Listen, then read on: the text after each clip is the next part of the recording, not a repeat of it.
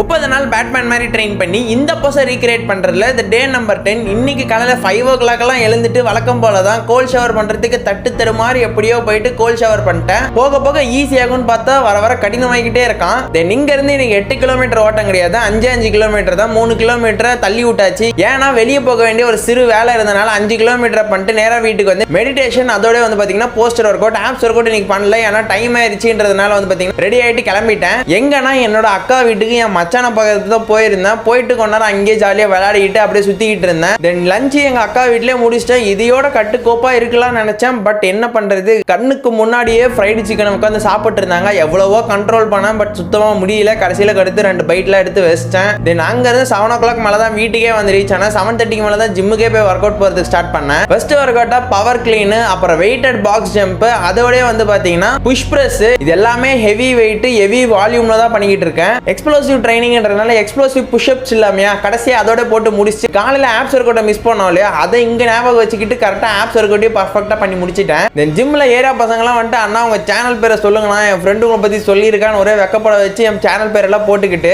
என் சேனல்லாம் பார்த்துட்டு கவலையே படாதீங்க, எங்கள் ஸ்கூலில் இருக்கிற எல்லாரையும் சப்ஸ்கிரைப் பண்ண வச்சு 1 million அடிக்க வைக்கிறேன்னு சொல்லிக்கிட்டு இருந்தானுங்க. தென் அங்கேருந்து வீட்டுக்கு வந்து டின்னருக்கு பார்த்தா களிதாக இருந்துச்சு. கொஞ்சமாக சாப்பிட்டு நியூட்ரா பை பிராண்ட்லேருந்து 2 ஸ்கூப் ப்ரோட்டீன் பவுடர் தட்டி கலக்கி குடிச்சிட்டு தென் இன்னைக்கான ஷெட்யூலில் என்னெல்லாம் தப்பு பண்ணியிருக்கேன்னு பார்த்தா கண்ட மெனிக்கு இன்னைக்கு போயிருக்கு நாள். வழக்கம் போல என்ன சொல்ல போறேன், நாளைக்கு எப்படியாவது ஃபிக்ஸ் பண்ணாவது ட்ரை பண்ணணும். அப்புறம் ஃபாலோ அண்ட் சப்ஸ்கிரைப் பண்ணாம பார்த்துட்டு இருந்தீங்கன்னா மறக்காம அதை பண்ணிட்டு அப்புறமேட்டு பாருங்க. அவ்வளவுதான், டே நம்பர் 10 முடிஞ்சு டே நம்பர் 11 மீட் பண்ணலாம். பை.